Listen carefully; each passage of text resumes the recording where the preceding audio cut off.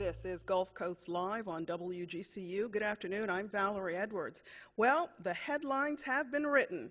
The final numbers are in, and Florida's Republican voters gave Mitt Romney a comfortable 14% lead over challenger Newt Gingrich.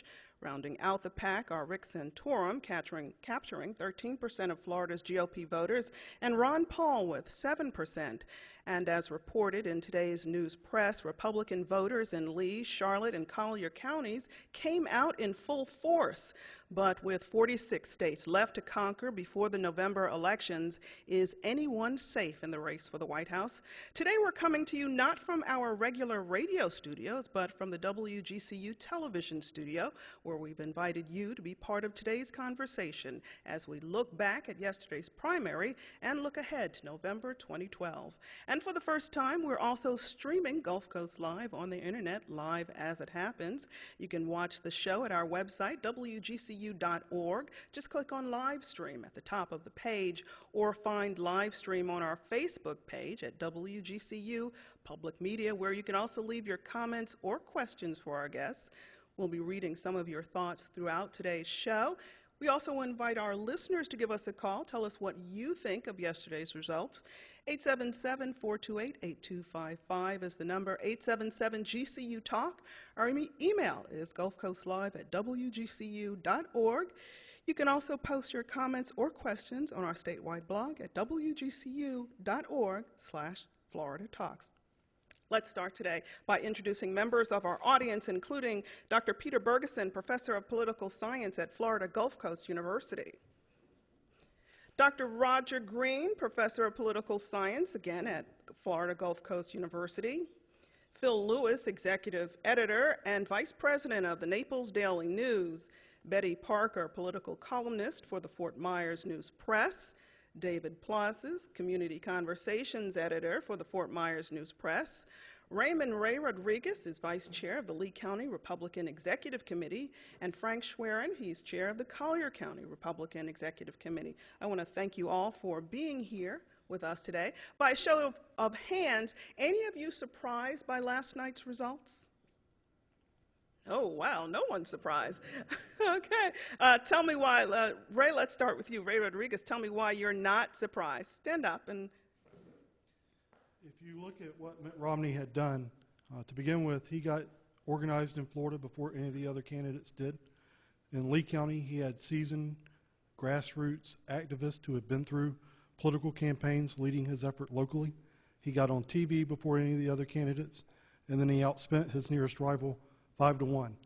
You put all of that together, and it looked to me like it was going to be a pretty healthy victory. We're going to talk about those dollars later in today's show. Peter Bergeson, let's get you in on this. Tell me why you're not surprised by yesterday's results. Well, I echo what he has already mentioned. Governor Romney has, first of all, he had the experience of running in Florida 4 years ago.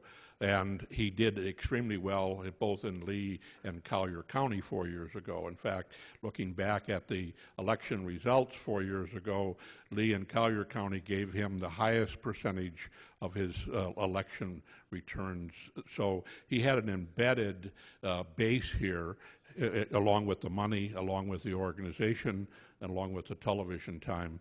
It was almost a slam dunk. Almost a slam dunk, huh? Shoo-in for Mitt Romney. Thank you very much. Southwest Florida, Lee and Collier counties and Charlotte County performed better than the statewide average. Voters put boots on the ground to show support for their candidate. Let's get a reaction to that from Ray Rodriguez. First, let's start with you, Lee County Republican Executive Committee, and from Frank Schwerin with the Collier County Republican Executive Committee. Ray, let's start with you. I wasn't surprised by that. If you look at historically the election results in statewide contests, Lee County and Collier County and Charlotte as well have always been at the top of the rankings of the 67 counties for voter turnout. We have people that are politically attuned here that understand how important voting is, and they take that responsibility seriously. This area did better than the statewide average. Frank, you say what? Collier County, I think, was number 3 at about 54, 55% Republican turnout.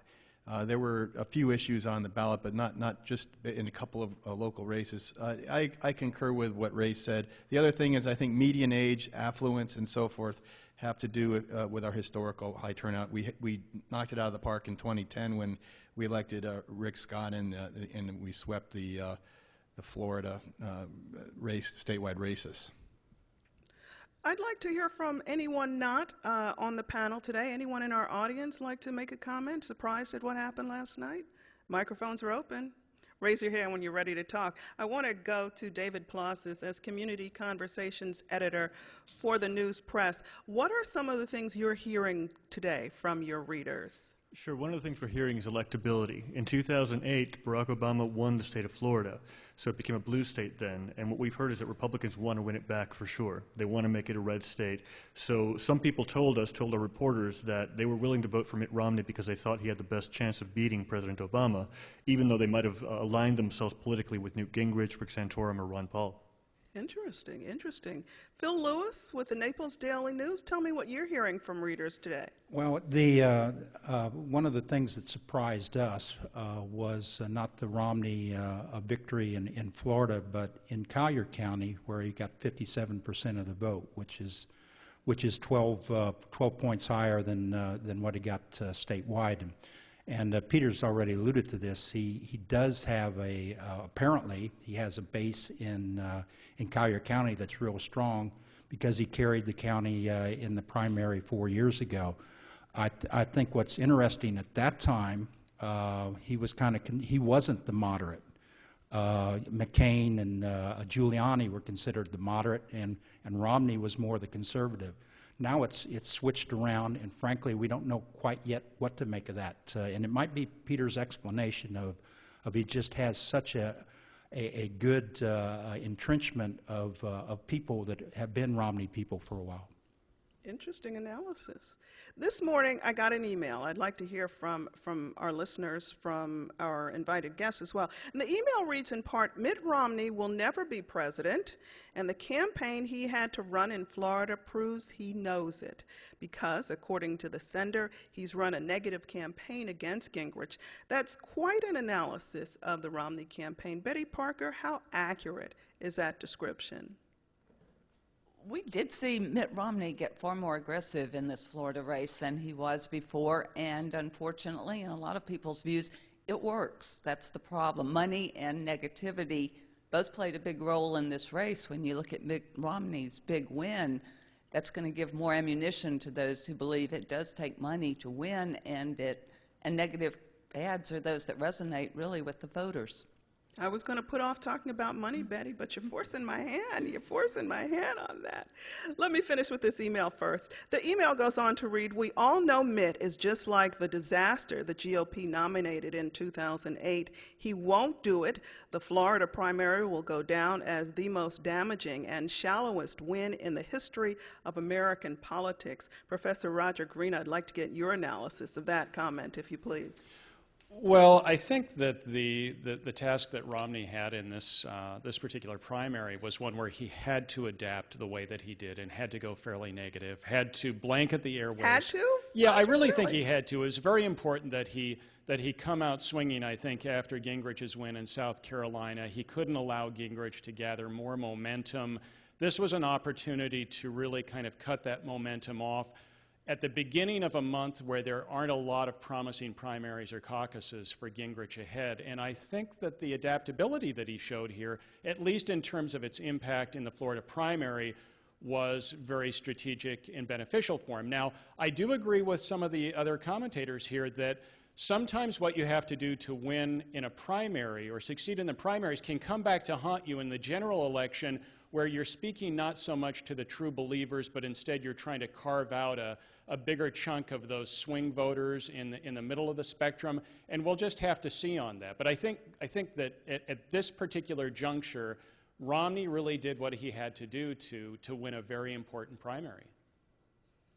You are listening to Gulf Coast Live on WGCU. For the first time today, we are in the WGCU studios video streaming, live streaming our show on the web. You can check us out. Go to our website, wgcu.org, click on live stream. At the top of the page, you can also find us on Facebook at WGCU Public Media. Click on live stream there as well. Our guests today include Professor Peter Bergeson. He's a professor of political science at Florida Gulf Coast University. Dr. Roger Green, a professor of political science, also from Florida Gulf Coast University.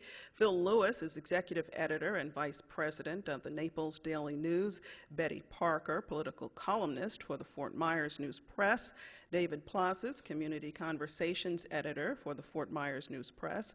Raymond Ray Rodriguez, vice chair, Lee County Republican Executive Committee, and Frank Schwerin, chair, Collier County Republican Executive Committee. I'd like to invite our listeners to give us a ring. Our number is 877-428-8255. That's 877-GCU-TALK. Our email address, gulfcoastlive@wgcu.org. You can also post your comments or questions on our statewide blog at wgcu.org/Florida Talks. We're going to be reading some of your comments or questions in our show. Betty, you have forced my hand. Ray, you did so earlier. You guys want to talk about money, so that's what we're going to talk about. In terms of funding, this has not been a level playing field. Mr. Romney and his super PAC, Restore Our Future, spent a combined $15.4 million on TV and radio advertising in Florida, compared to Mr. Gingrich and his super PAC called Best Friends, which spent $3.7 million. How much, and Roger, we heard from you a little about this earlier, let's talk some more about it. How much do you think Mr. Romney's victory last night was due to his appeal to voters and his ideas versus simply being able to outspend his components? Betty, you wanted to talk about it? Let's talk about it some more. He did get his ideas across, and let's not forget that on top of all this paid advertising, there was also a lot of free media available to both these candidates in the form of debates. They were both on YouTube. They were both on a lot of social media. It wasn't all just, there was a lot of exposure that was not just paid advertising. But the ads are used to point out issues that a candidate doesn't always like to bring up about themselves, and that's what Mitt Romney did with Newt Gingrich, much to Romney's advantage. Roger Green? Betty brings up an excellent point there. Advertisements derive value not only from the advertisements themselves, but from the kind of extended life they have through media coverage. And that's especially the case with controversial, hard-hitting advertisements. I don't want to just focus on the advertisements, though. I think we do have to be cognizant of the fact that Romney kind of paired those advertisements with a kind of an adaptive strategy in the debates, where he was hard-hitting in the debates, and I think kind of in a way that paralleled the tone of the advertisements. Certainly the money played an enormous role here, and I think in the month of February, with no high-profile debates on the schedule until later in the month, the financial advantage that Romney enjoys and his ability to use that money to finance advertisements is going to play an outsized role as well, just as I think it did in Florida. I want to read this lead for our listeners today. Opening paragraph in today's New York Times, and it reads, Mitt Romney rolled to victory in the Florida primary on Tuesday, dispatching an insurgent threat from Newt Gingrich and reclaiming his dominant position as he urged Republicans to rally behind his quest to capture the party's presidential nomination. Insurgent threat sounds a lot like Mitt Romney is in a battle for his life against an unknown enemy. Those are some strong words. Phil, I want to ask this of you. Would you allow one of your reporters to use the phrase insurgent threat? Wow, good question. Insurgent? Probably not in that context, to be honest. If I was the line editor, yeah, I might call the reporter over and this talk about it. But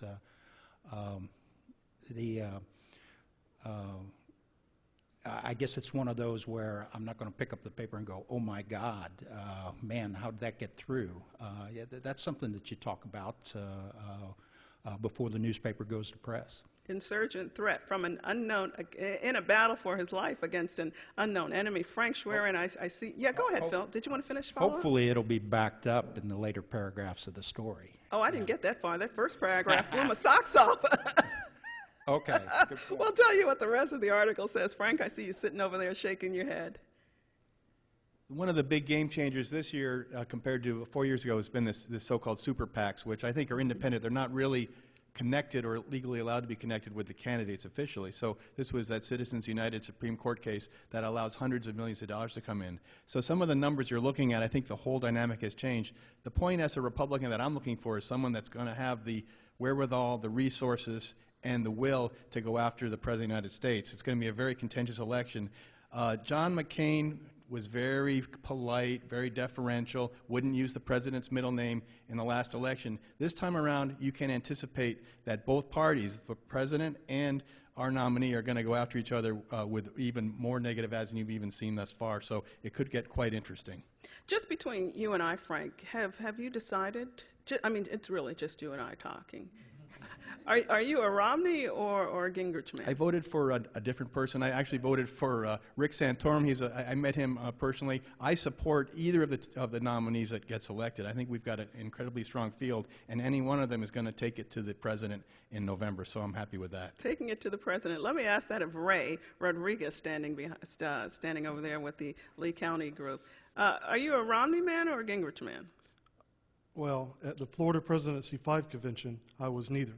I voted for Herman Cain at that convention. Last night, when I went and voted after work, I wavered and then finally decided to vote for Newt Gingrich. And why? I think, and this is what it came down to for me, I believe in the grassroots. Our party is strong in Lee County because we have people that volunteer their time. Mitt Romney blew off our Presidency 5 convention. He did not participate. He did not come meet with delegates. He didn't look them in the eye. He didn't answer their questions. He decided he would skip that Presidency 5 convention and just drop money on television ads here. I had to reject that philosophically. So that was what it came down to for me. Okay, thank you very much, Ray. Let's take a question from a member of our audience. Marcus, let's stand up. Let's get a microphone over to you. Before you start, let me give our number for our listeners, 877-428-8255, 877-GCU Talk. Marcus? Thank you. Yeah, I think that what we're seeing now with the super PACs, and last I heard the Democrats weren't going to accept that, is more examples of money running America. You have last night's super PAC disclosure, which nobody's talked about. So far, Governor Romney has 62 donations of over $100,000 to the super PACs. Now realize that in presidential elections, you're not allowed to donate to either the DNC or the RNC more than $25,000, but if you have a big business or you're very wealthy, you can affect the outcome of the elections by donating any amount that you want. And I think that's what we're seeing here. We see a bunch of 4 major candidates left, and I voted for none of them. I voted for John Huntsman for other reasons, but I was glad to see him still on the ballot. But you have 4 major candidates. Only one has mentioned the Occupy movements, and completely out of touch here, really. The rest of them not looking at the money at all as anything that confronts everybody. It confronts all of them. Everybody running is one of those 1/10 of 1%. The mayor of New York is a 1/10 of 1%. Our governor is 1/10 of 1%. Governor Romney is 1/10 of 1%. These people are not in touch with what's going on in America. If you look at the 2 front runners, Speaker Gingrich, Governor Romney, combined 22 years out of office. How in touch are they really? Thank you. Interesting comment. Professor Peter Bergeson, I'd like you to respond to Marcus's comments, because on earlier shows, you and I have talked about this Occupy movement and what it means. Have the candidates missed, as Marcus say, the ball completely by not at least addressing this issue?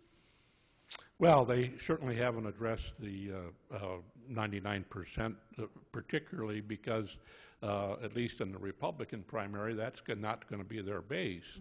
And so the candidates who are running in the Republican side of the ledger are going to be looking at votes from those groups that can support them. I guess I would add to this question of the amount of money that historically lots of money has always been involved in campaigns and elections. What's new this year, I guess, is the new twist of the Supreme Court decision that was mentioned earlier, the idea of super PACs, which are a new name. In the past, there were bundling practices that were used.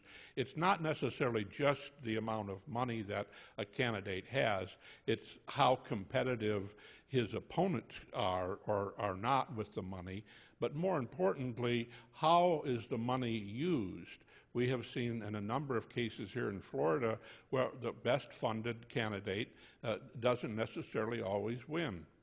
And what I think we saw with Romney here in Florida is that he had the money early, and he planned early, and he used it very strategically in a number of different ways that were mentioned by Ray. And so the money is an easy target, but it is not necessarily just an end only in itself. You are listening to Gulf Coast Live on WGCU. Today we're coming to you not from our regular radio studios, but from the WGCU television studio, where we've invited you to be part of our audience, part of today's conversation, as we look back at yesterday's primary and look ahead to November 2012. Our guests are Dr. Peter Bergeson, Professor of Political Science at Florida Gulf Coast University, Dr. Roger Green, Professor of Political Science, also from Florida Gulf Coast University, Phil Lewis, Executive Editor and Vice President of the Naples Daily News, Betty Parker, Political Columnist for the Fort Myers News Press, David Plazas, Community Conversations Editor, Fort Myers News Press, Raymond Ray Rodriguez, Vice Chair, Lee County Republican Executive Committee, Frank Schwerin, Chair, Collier County Republican Executive Committee. And for the first time, we are also streaming today's show on the internet as it happens. You can watch the show at our website, wgcu.org. Just click on live stream at the top of the page, or find live stream on our Facebook page at WGCU Public Media, where you can also leave your comments or questions for our guests. We'll be reading some of your thoughts throughout today's show. We also invite you to give us a call. 877-428-8255 is the number. Tell us what you think of yesterday's results. 877-GCU Talk. Our email address, gulfcoastlive@wgcu.org. We've also got a statewide blog you can take a look at. It's wgcu.org/Florida Talks. Let's go to David Plazas from the Fort Myers News Press. David, you wanted to say what?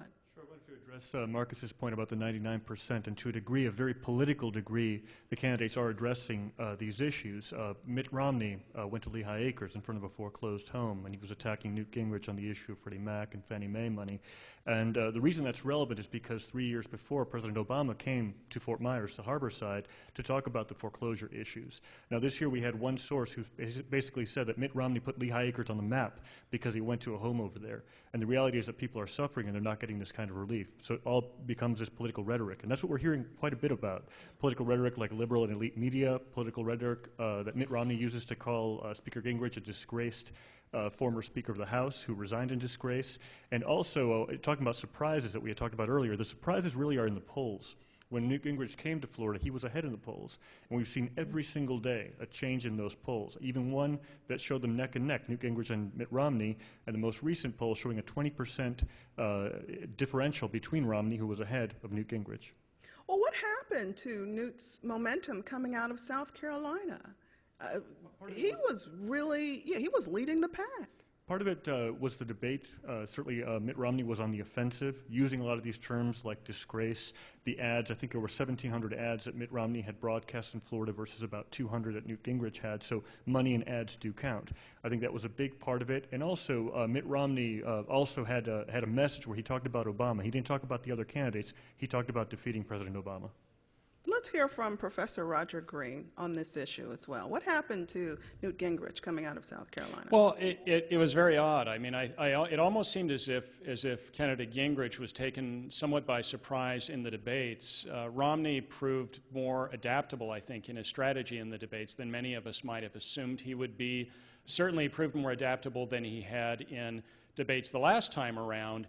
And it almost seemed as if Romney coming out on the offensive, swinging hard, using rhetoric a lot more effectively than he had in prior debates, took Gingrich somewhat by surprise and knocked him off balance, and Gingrich never seemed to recover his footing in those debates.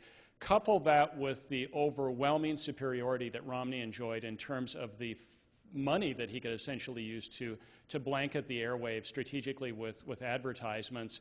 And I think Gingrich simply didn't prove himself sufficiently adaptable. I'm not sure that he could have really recovered the lost ground there, but it was, I think the biggest surprise for me was seeing what appeared to be a candidate Gingrich knocked severely off balance, especially in those debates, and never really recovering his footing. And it was certainly reinforced by the impact that it had on the polling after that. One thing, Betty Parker from the News Press, you wanted to weigh in on that? Yeah, let's follow that up. Just a little bit. I was talking to Brett Doster, who is Romney's Florida campaign manager. He made the point that momentum and organization are two different things. And Newt Gingrich came in with momentum. Momentum eventually stops, and then organization is what makes the difference. He said early on that would make the difference for his candidate, for Romney, and that does seem to be what happened. You know, Newt's momentum just kind of ran out and died, and Romney was right there, ready. He had prepared, he had changed. He was ready to pick up and drive. And also, it's a very different electorate in Florida than in South Carolina. Mm-hmm. You know, one thing I heard, let's go first to Professor Peter Bergeson. And did someone over here raise their hand? Okay. I was just going to add to what Betty said, is that the voting population in South Carolina is much more homogeneous, where the voting population in Florida is much more heterogeneous. So the momentum factor was very difficult to maintain if you don't have the same population, where if you look at the map here in Florida where Speaker Gingrich did well, it was in those counties that tended to have a population that reflected more like South Carolina voters, and that's up in the panhandle in the north part of the state. So if you don't have an audience to appeal to, it's hard to continue the momentum. And since you brought up the word appeal, I want to talk about something that we've heard a lot from in our discussions leading up to this show. We've talked about this, that Newt Gingrich doesn't appeal to voters, that Mitt Romney looks presidential. And I want to talk to Ray and Frank. What do you hear from fellow GOP voters? Is there an appeal to Mitt Romney that just, Newt Gingrich just doesn't have? Frank? No one wants to talk about that. Well, looks, unfortunately, in the modern political era, started with John F. Kennedy and Richard Nixon. And Nixon won the debate, but Kennedy won the election because he was the first telegenic president. This guy, Mitt Romney, is right out of central casting. Newt Gingrich is a little bit more disheveled and professorial. That appeals to me, but I think we really need somebody who's going to win the election. And so Mitt's the quote-unquote package. I think if he wins the next few primaries, he's going to be the nominee, and I think he's going to be a very formidable candidate for Obama to face. Interesting analysis. Ray Rodriguez? What I hear from the Lee County grassroots activists is that when you watch a debate, Newt appears to be the smartest guy on the stage. And so they see Newt and they see brilliance. But when you look at Mitt Romney, he's the television candidate. He looks better on TV. And that's it in a nutshell. But I just want to build on a comment that Professor Bergeson made about Newt coming out of South Carolina. When he got, and Betty raised this point as well, when he got to Florida, another way that Florida is different than South Carolina is that Florida has 5 major media markets. And so it's much more expensive to campaign and get your message out to Florida voters than it is South Carolina. And that's where Mitt's advantage of having 15 million to work with instead of 3 really helped his effort. Building on the organization, because he'd been collecting targeting absentee voters and early voters from the very beginning. I don't think Newt looked at any of that until he got to Florida. So Romney had a head start, and then when he got here, he was more prepared to deal with a 5 major media market state than Newt was. I want to talk about some of the things that might prove detrimental to both Romney and Gingrich. First, Romney. No one has said it yet, out loud yet at least, but in the end, let me ask our guests, our audience today, will American voters turn out for a Mormon president? Anyone? I'll take it. I think yes. I think that the religious issue was addressed very successfully in the 1960 campaign by that time Senator Kennedy. And I think that 4 years ago, the issue of religion and Mormonism, I think he was successful in addressing that issue.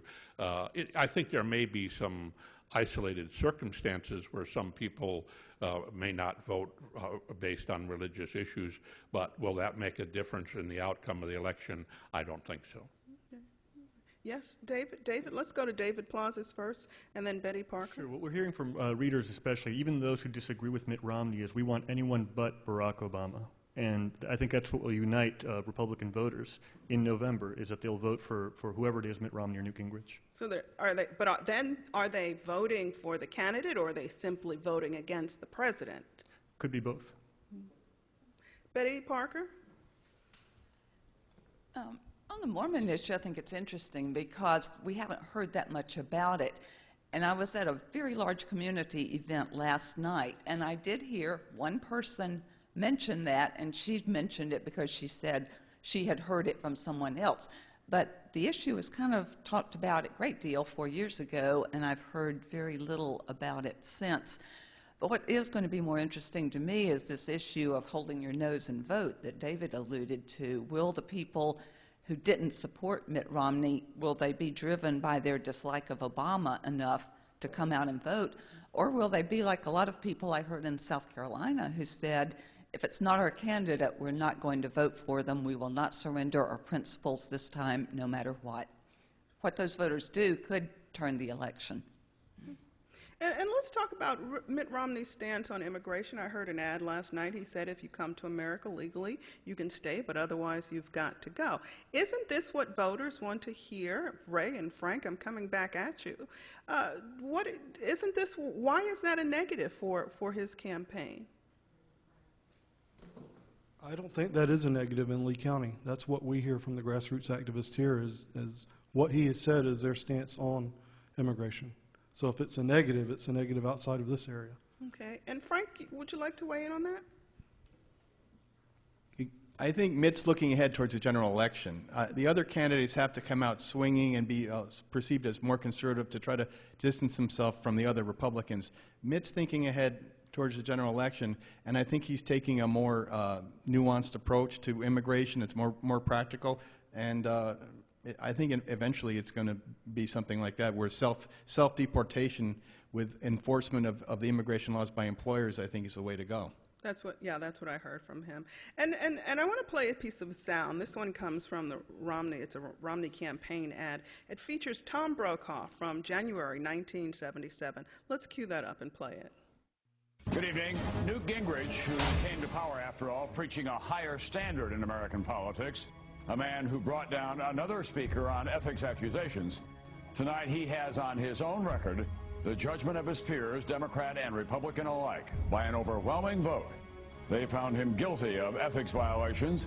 They charged him a very large financial penalty, and they several of them raised serious questions about his future effectiveness. I'm Mitt Romney, and I approve this message. And I believe I said that was from 77. It's from 97. My sincere apologies. Professor Roger Green, what role, if any, do you think Gingrich's past may have played in Florida's primary campaign? And can we extrapolate for what might lie ahead for Gingrich?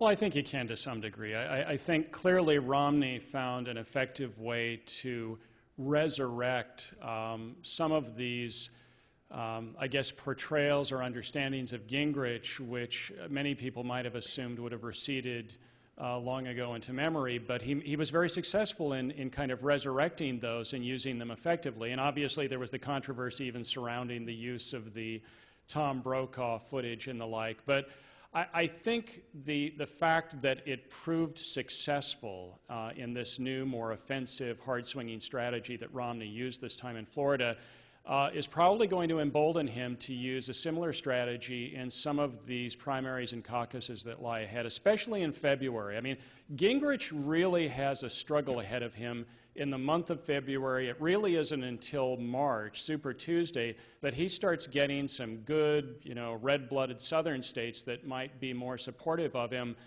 Romney, I think, will feel emboldened to really, really go after Gingrich as hard as he possibly can during the month of February, and he certainly has the financial means to do so.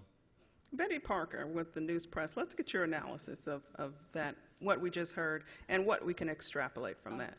Well, as for his past, and it kind of goes back to something we were talking about before with Gingrich and Romney, Gingrich never polls well with women. Women have major issues with Newt Gingrich.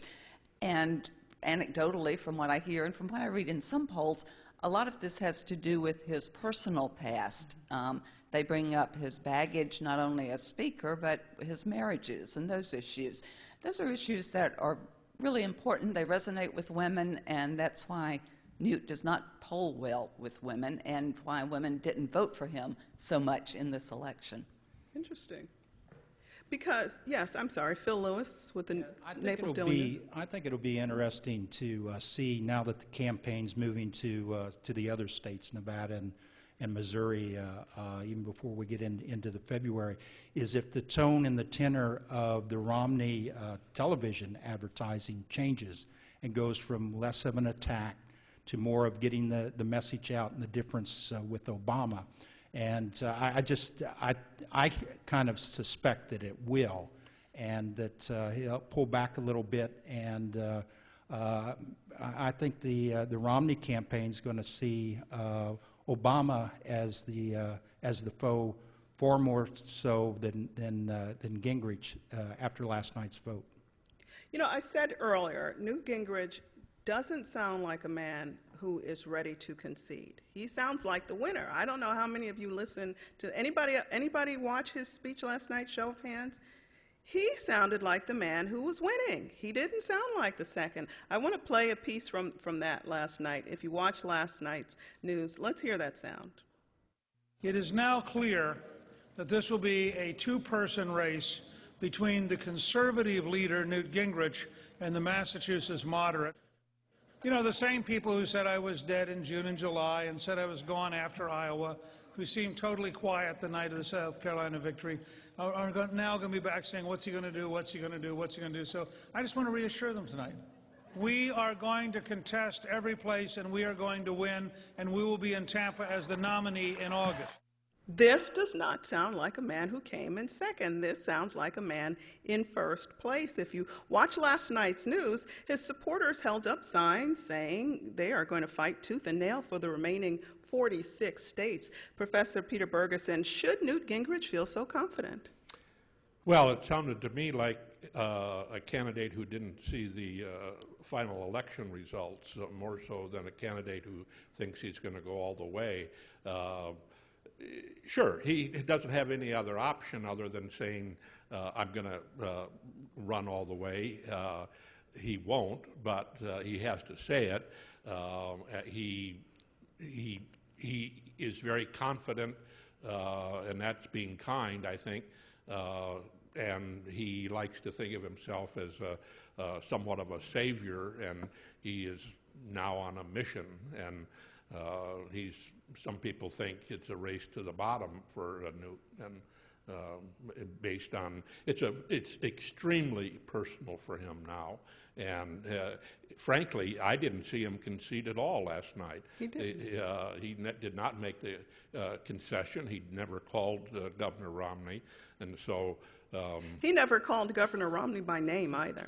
Right, and subsequently, this is going to be a very vitriolic campaign from now on out till he runs out of money or runs out of time. Let's hear now from the front runner, Mitt Romney. Let's play that sound. There were fewer candidates tonight than when the race began, but three gentlemen are serious and able competitors, and they're still in the race, and I want to congratulate them on another hard-fought contest in this campaign. Primary contests are not easy, and they're not supposed to be. As this primary unfolds, our opponents in the other party have been watching, and they like to comfort themselves with the thought that a competitive campaign will leave us divided and weak. But I've got news for them. A competitive primary does not divide us, it prepares us, and we will win. Not much there. Romney thanks his fellow Republicans for a race run good. But he does seem to indicate the time has come for candidates to stop taking jabs at one another and instead start campaigning against President Obama. Is it reconciliation on his part, David, or is it reality setting in for what's ahead? Well, I certainly think that Mitt Romney wants to be the winner of the nomination, and I think Newt has a point that there are 46 states left. Even with all the delegates that have been awarded so far, that's only about 10% of those needed to win the Republican nomination, so we still have a long way to go. It is going to be about money, you know, who can outlast. We've seen other candidates who've had to drop out because they simply don't have the money or the organization to continue. In this case, Mitt Romney looks good at this moment, but I've seen so many ups and downs in this race that it's difficult to say what's going to happen between now and March. It's likely that Mitt Romney will have an advantage, but remember, just a month ago, 2 months ago, Herman Cain was on top. Yeah. We saw that Rick Perry was on top in September, so I'm not going to try to handicap this by any means. I'm looking forward to the show for the next several months. I want to talk to Ray and Frank with Lee County and Collier County Republican executive committees, respectively. Is it time for the candidates to stop taking jabs at one another and start running a race against President Obama? Well, it sounds like Mitt, with that speech last night, is doing just that. I think, and we're going to start coming together. I agree it's not for sure that he's our nominee, but as I said earlier, he's looking forward towards November, and I think he realizes that we've got to do some repair work within the party. But don't forget, Hillary Clinton won the primary here in Collier County, and Hillary Clinton by a huge margin in Collier County. And look who our president is. So a bruising primary race doesn't necessarily translate into a loss in November. Ray Rodriguez? I'd just make a couple of observations. The first is, if you remember in 2008, when we got to Super Tuesday, that was supposed to be a two-person race between Senator McCain and Governor Romney. And Governor Romney stumbled. Governor Huckabee came out of nowhere, swept the South, and what he didn't get, McCain got, and the only places Romney did well were the North and the very West. Newt knows that battleground still lays out the same way. The fact is, no Republicans ever won the nomination, no Republicans ever won the presidency without carrying the South since Eisenhower in '52. Romney's going to have to win these southern states, and if you look at Florida, of the 67 counties, Newt won 34, Romney won 33. Romney won the largest counties, which accounted for his wide margin, and the counties that Newt won look a lot like the counties that are going to be voting in the South, Georgia, Alabama, Tennessee, Mississippi. So from Newt's perspective, this is still a campaign until Romney can win the South and show that he is the nominee. So I don't think he's going anywhere, at least through the end of March, in my opinion.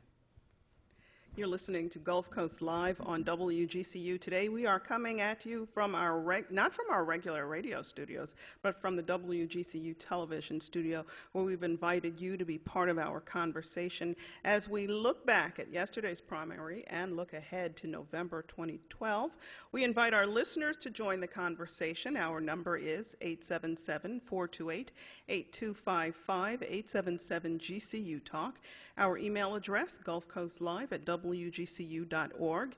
You can also post your comments or questions on our statewide blog. Visit wgcu.org/Florida Talks. Let's take our first phone call of the afternoon from Tom in Lehigh. Good afternoon, Tom, and welcome to our show. Let's see if we can get this thing to work. Bear with me. Okay, while we try and get that thing to work, let's take a question from a member of our audience. Marcus, please stand. Thank you. First, I don't want to upset Ray and Frank because I think they do a fine job down here, but I think as a lifelong Republican, and I say that having made homemade bumper stickers on my school bag for Richard Nixon, voting for President Reagan both times because I'm that old. I'm just not impressed with these candidates that we have. And 4 in 10 voters polled said they were not happy and wish somebody else would run.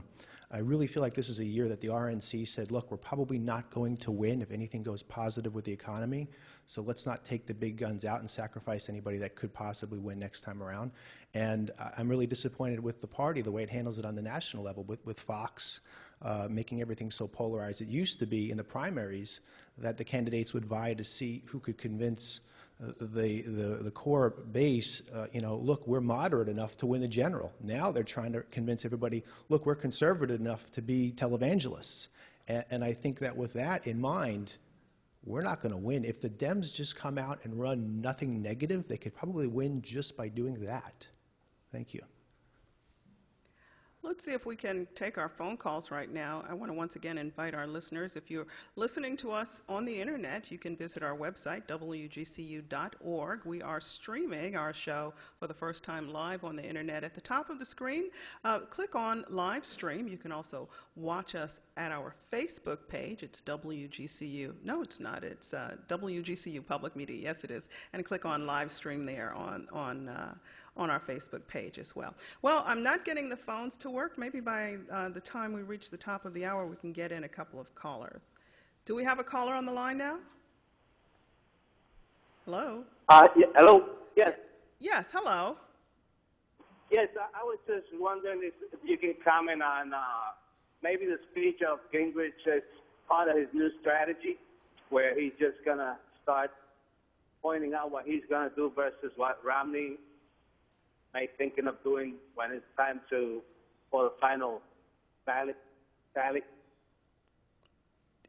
Wilfred, did you watch the speech? I watched a portion of it. I did listen to Gingrich's speech after the elections, and I was kind of curious. It was interesting how he was pointing out, emphasizing on the fact of his new strategy when he becomes the nominee and the new president. So I'm thinking he's just setting the stage for his new plan of attack against Romney. Did you vote yesterday, Wilfred? No, I'm not a Republican. I'm just want to educate myself. Well, thank you for your call, Wilfred. We appreciate it. And if any of our other listeners, if you're listening to us on your radio, you can give us a call, 877-428-8255, or on your smartphone, 877-GCU-TALK. You can also send us an email, gulfcoastlive@wgcu.org, our Facebook page. We are WGCU Public Media, where you can also click on live stream and catch a glimpse of our audience here in the studio. Let me go back to some of the questions. Just need to know for me from our studio audience, 92% of all campaign ads that aired in Florida were negative. Just 0.1% of the ads were pro-Romney. According to figures compiled by the Kantar Media Campaign Analysis Group, that 0.1% was from a single ad in Spanish in which Romney's son talked about his father's leadership abilities. For the Republican Party leaders in our audience, Ray and Frank, are you at all afraid that the negative campaigning will backfire and turn off those swing voters? Actually, this ties in nicely with the point Marcus just made on the lack of enthusiasm that's out there. And I am concerned about that. If you go back 4 years ago, 1.9 million people in Florida voted in the Republican primary. Yesterday, 1.3 million voted. So there's less participation. I suspect part of that is because this campaign got so negative. You couldn't turn your TV on without seeing these ads running back to back. In fact, I'm not sure how many of you got this, but everyone got robocalls from candidates as well. Our family actually got a robocall from a car dealer who's usually on TV, but couldn't get TV time because all the politicians had bought all the ads. Now, how bad was that? And so I think that does turn voters off, and I think some of the voters indicated that by staying home. So at some point, they've got to turn the message back to, these are the things that we're going to do when we're elected that the current president's not doing, or we're going to be in for a struggle in November. Frank, did you want to weigh in? Hold on, Frank. I'm going to ask you to have a seat as we have a question from our audience member. Lindsay, let's get a microphone over to Lindsay. Hi. You know, I think, Rush Limbaugh and Sarah Palin have now come out. I think somebody was saying that they should really, that Mitt Romney needs to reach out to the Tea Party more and reach out to this segment of the party to get that support. So it'll be very interesting to see if he does that, because I'm not sure that he feels comfortable doing that. It looks like we have another phone call. Let's go back to the phones. We have time to squeeze one more in. Juan is calling from Immokalee. Good afternoon, Juan, and welcome to Gulf Coast Live. Thank you. I have one question. What happened actually during the primaries to the Tea Party candidates? What are your guests' opinion why they really didn't get any traction? The Tea Party, the Tea Party in this conversation. I'll turn to our political science professors, Professor Roger Green. Well, I don't think there was any kind of, self-professed or formally labeled Tea Party candidate in this Republican primary. I think there were certain candidates among those vying in the Florida primary who were, I think, tailoring their message a bit more toward Tea Party supporters, and certainly Newt Gingrich would have been better positioned to do so, and to some degree possibly Rick Santorum as well. Mitt Romney probably less so, but the interesting thing is that if you look at the polling data, they have the exit polling, there wasn't quite the bounce or the proportion of Tea Party success for Gingrich as compared to Romney that you might have expected to see. I would have actually expected to see Romney do much worse among self-professed Tea Party supporters than he did, but it doesn't seem to be borne out by the polling data. And maybe that reflects a turnout problem more than a change in attitude among Tea Party adherents. Many of them may have ended up staying home, and that's maybe why it turned out that way. Interesting. I would add that I think that Congressman Ron Paul, Senator Santorum, and Speaker Gingrich may have split the Tea Party supporters. In other words, that was what they were all looking for support. And so when you split that three ways, that shows that. And they didn't come out and endorse one particular candidate and work overwhelmingly for them, even though that Gingrich campaigned actively for their support. We are almost out of time, and I hate to say goodbye. Do we want to take another question from the audience? Did I see a hand go up there in the back there? Let's see if we can. Give me a moment let's get a microphone over to you. Tell me your name. Tell me where you're from. My name's Arcadia. I'm a student here at FGCU. And I just wanted to know if with all this polarization that's happening between these two candidates or any of the candidates, if you think that's going to have a big impact on student voting. Because last election that had a huge impact on how well Obama did was that he was able to reach out to the younger generation and really pull them in. So I wanted to know what any of you thought about that. Let's hear from David Plazas. Absolutely. We did a story just last weekend about the student vote, looking at what the trends are and this lack of excitement among young people. There was an excitement for Ron Paul from what we found, and even some of the voters that we talked to at the precinct said exactly that. But again, he won only 7% of the vote. But that excitement is lacking at this moment. Talking about enthusiasm as well, we had no major endorsements for these candidates, neither from former Governor Jeb Bush, current Governor Rick Scott, or even Senator Marco Rubio. In an interview with the News Press last Sunday, Marco Rubio said he was a friend of Newt Gingrich and Mitt Romney, so I guess he didn't want to spoil those relationships. So I guess he's waiting too. Okay, let's go. Jenny? I lived in Massachusetts for a portion of the time that Mitt Romney was governor, and I'm wondering what anyone on the panel feels about the fact that he has backpedaled from some of the things that he has done when he was a governor, such as the gay marriage issue, his stance on pro-life versus pro-choice, and health care. Anyone want to take that on? Ray? Quickly. We're quickly running out of time. I think those are the very issues that hurt him in the Southern primaries 4 years ago, and that he's going to have to overcome this year in order to secure the nomination. We are out of time for the radio portion of this show. I'd like to invite our studio audience to stay. We can keep recording and just put this on the internet, but I've got to say goodbye to our radio listeners. That's all the time, but you can find more information about today's show at our website, as well as an archive of past shows. It's wgcu.org/Gulf Coast Live. And if you've got a comment or question about anything you've heard on this or any other edition of Gulf Coast Live, email us at gulfcoastlive@wgcu.org. The Gulf Coast Live team of producers today include John Davis, Richard Chinqui, Luke Martin, and Barbara Lindstrom. This is WGCU Fort Myers 90.1 FM, WMKO Marco 91.7 FM, NPR for Southwest Florida. Stay with us. World Have Your Say from the BBC is coming up next.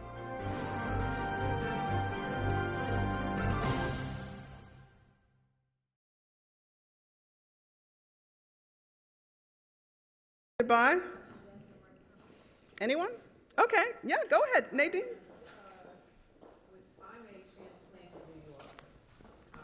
Hold on, Nadine. Let's get a microphone over to you. I'm a transplanted New Yorker, and many, many residents down here are transplanted from someplace else. So I bring a different kind of perspective. I think there are segments of the voting population down here, and they do vote. The seniors are a large contingent, and I'm not sure they're being addressed. Well, it's interesting you should say that, because seniors, women, and Spanish-speaking voters turned out for Mitt Romney. And I see a lot of people shaking their head. Betty Parker, stand up. Let's get a microphone over to you. And if you will, respond to Nadine's comments. No, I'm not quite sure I understand the question, but yeah, Mitt Romney did extremely well among Hispanics and women and seniors. And seniors traditionally have some of the highest turnout in the state. So do the Latino voters, particularly in regard to their actual numbers. That's why they're so powerful. Their turnout's huge. And so, Nadine, I'm curious why you think that those issues aren't being addressed. Or maybe he's not. Well, I don't think they're being paid attention to the way other issues are being paid attention to. But I do think that the political groups, the machines, the people that are now going to start electioneering will have to pay attention to that. What's your and top I think issue? they will. What's your top issue that you want to hear the candidates talk about? Economics. Yeah, State know, of the for economy. seniors, economics, Medicare, all the things that affect my life. Thank you. Anyone else want to weigh in? Well, let me say goodbye to our guests and Frank Schwerin, Chair of the Collier County Republican Executive Committee. Thank you very much. Did you want to give a final word before we sign off for today? Are we on the radio? We're not on the radio, but we are taping. I would just like to say to the question about Mitt Romney flip-flopping, and I think that could be a very cagey, in other words, the perception now, the marketing perception is he's the moderate candidate and Newt Gingrich is the conservative, when really you could argue both of them are moderate. But when it comes to the general election, the image in people's mind is going to be, oh, he's Republican, but he's moderate. He was up in Massachusetts and he believed in my values or whatever. And whether, I know he's changed, but that may help him if he gets past the primaries to win the election in November. Final word from Raymond Ray Rodriguez, Vice Chair of the Lee County Republican Executive Committee. I would just say that the talk I've heard from our grassroots activists is that no matter who wins the nomination, the party's going to come together behind that person in the November election. Okay. David Plazas, Community Conversation Editor, Fort Myers News Press. Final word from you, if you will. Sure. I'm just very pleased with the voter turnout. It surpassed expectations in both Lee and Collier, and I hope people come out to vote in November. Betty Parker, political columnist with the Fort Myers News Press. From you. There's just going to be so much more happening and a lot more to watch in the next 5 months? 5 months, I know, 5 months, huh? Phil Lewis, Executive Editor and Vice President of the Naples Daily News. Yeah, as long as we have the GOP leadership here from Southwest Florida, I have a question for them. I'm much better at questions than answers. But my question is, if Romney is the final, is the nominee and is considered a moderate, and then you have Obama, do you look for a third-party candidate coming out to maybe get that Tea Party vote to step into the race. I mean, like a Donald Trump or possibly, I know that Johnson, who was a Republican candidate, is now the Libertarian candidate. Well, you remember what happened with Ralph Nader. You might have a very fringe third-party candidate could shave enough of the votes off from the Republican to reelect Obama. And Ron Paul, I'm not sure he would be. He got 7% of the vote. If he ran as a third party, he might get half of that. That could make the difference too. So that would be a disaster. Hopefully, we can persuade our Republican colleague not to run as a third party. Let's get final words from Professor Roger Green. I would expect to see, I guess, looking forward toward the general election, massive amounts of money being spent through the combined, I guess, resources of the candidates' campaigns and super PACs, other independent organizations, a huge flow of money, and I would actually anticipate a fairly substantial portion of negative advertisements financed by that. Okay. Final word, Professor Peter Bergeson. I think that it would be interesting to focus on the independents, particularly in Florida, and determining the outcome of the election. The two political parties here in Florida seem to be reasonably split, and with the independents a third way, and how independents break will determine the outcome, I think, of here in Florida. And Florida, I think, will be one of the half a dozen or dozen states that predict the outcome of the November election. And so look for or watch how do independents break for the Republican candidate or President Obama. Okay, and finally, final word from any member of our audience. Marcus, let's go back to you for the final word for today. Quick question for the professors. Was it worth moving up and losing the delegates? Because it seemed like it really put Florida on the map. That's a very good question. I wish I'd thought of it. I think yes.